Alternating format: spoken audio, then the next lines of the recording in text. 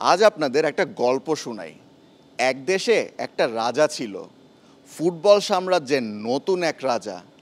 মনে করুন আপনি সেই রাজা, মনে করুন আপনার নাম ওসমানে দেমবেলে।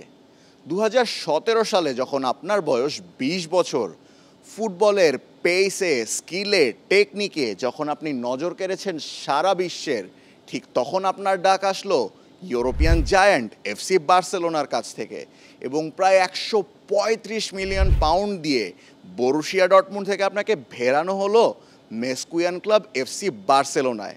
বিশাল স্বপ্নের মতো লাগছে আপনার কাছে, সঙ্গে রয়েছে বিশাল দায়িত্ব। আপনাকে পূরণ করতে হবে নেইমারের মতো খেলোয়াড়দের শূন্যতা। তবে একের পর এক ইনজুরি, আর ইনজুরির কারণে আসে অফ ফর্ম, যেন নেমে আসে অন্ধকার। মনে হয় এই বুঝি আপনার সব শেষ হয়ে গেল। যদিও বার্সা ধৈর্য রাখে, তবে ফলাফল আসে না। দেখতে দেখতে কেটে যায় 6টা বছর। কোনো ফলাফল না পেয়ে আপনি নাম লেখান পিএসজিতে। এখানেও আপনাকে পূরণ করতে হবে সেই নেইমারেরই শূন্যতা। তবে এবার ধীরে ধীরে সাফল্য আসে। আপনার উপর আস্থা রাখে আপনার কোচ লুইস এনরিকে, এবং আস্তে আস্তে লিগ, চ্যাম্পিয়ন্স লিগ এবং চ্যাম্পিয়ন্স লিগের পরে ইউএফএ সুপার কাপ করেন আপনি ভুরি ভুরি গোল এবং অ্যাসিস্ট, এবং জিতেন সব ট্রফি। ধীরে ধীরে পান সাফল্যের দেখা।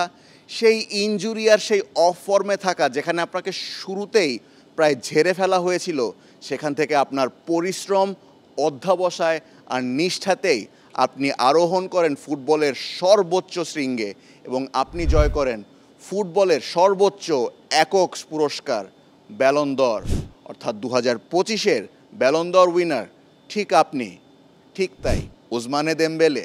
তবে এবারের 69তম ব্যালন দ'রের আসরে অনুপ্রেরণার গল্প শুধু ওসমানে দেমবেলেও নয়। ঠিক যেমন আমরা বলতে পারি বার্সেলোনা এবং স্পেনের আইতানা বনমাতির কথা। হ্যাট্রিক ব্যালন দ'র, ঠিক শুনেছেন, টানা 3 বছর, 2023, 2024, 2025, টানা 3 বছর ব্যালন দ'র জিতেন স্পেন এবং বার্সেলোনার এই খেলোয়াড় আইতানা বনমাতি। নারীদের হয়ে সর্বপ্রথম এই রেকর্ড করেছেন তো বটেই, তবে পুরুষদের মধ্যেও এই রেকর্ড আছে মাত্র 2জন খেলোয়াড়ের, ফরাসি কিংবদন্তি মিশেল প্লাতিনি এবং আর্জেন্টাইন সুপারস্টার লিওনেল মেসির। নারীদের কথা যেহেতু উঠেছেই, এবারের ব্যালন দ'রের পুরস্কারের আসরে প্রায় সবগুলো ক্যাটাগরিতেই পুরুষদের পাশাপাশি পুরস্কৃত ও সম্মানিত করা হয়েছে নারীদেরও। ঠিক যেমন কোপা ট্রফি, 21 বছর বয়সের নিচে উদীয়মান তরুণ খেলোয়াড়দের মধ্যে যে বেস্ট খেলোয়াড়, তাকে দেওয়া হয় এই পুরস্কার।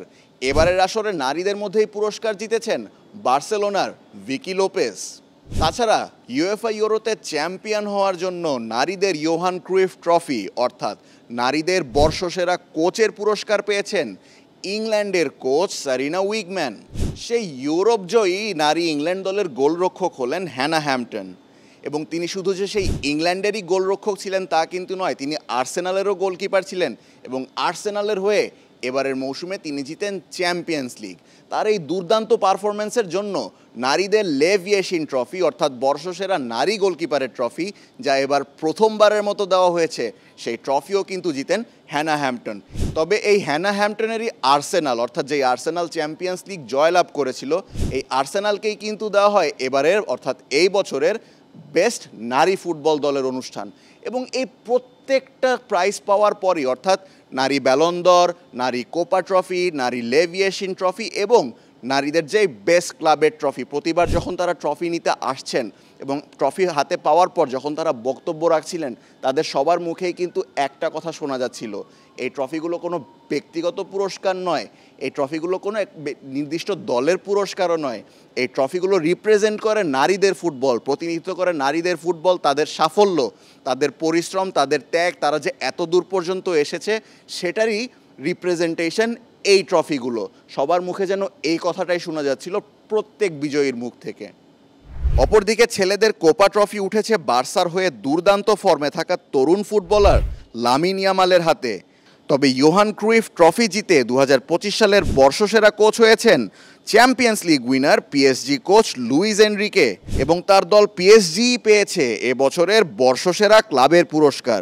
এই পিএসজিরই সাবেক গোলরক্ষক জিয়ান লুইজি দোনারুম্মা মৌসুম জুড়ে দুর্দান্ত পারফরম্যান্সের কারণে জিতেছেন ছেলেদের লেভ ইয়েশিন ট্রফি, যদিও এই মৌসুমে তার নতুন ঠিকানা ম্যানচেস্টার সিটি। কেমন ছিল এবারের ব্যালন দরের অনুষ্ঠান? উসমানে দেমবেলে কি এবারের ডিজার্ভিং উইনার? আপনার কাছে কি মনে হয় আপনার প্রিয় ক্যান্ডিডেট কে ছিল? আর যে র্যাঙ্কিং হয়েছে ব্যালন দিওরের, সেই র্যাঙ্কিং কি আপনার মন মতো হয়েছে? অর্থাৎ আপনার প্রিয় খেলোয়াড় কি যথাযোগ্য জায়গা পেয়েছে? কমেন্ট করে জানাবেন আমাদের।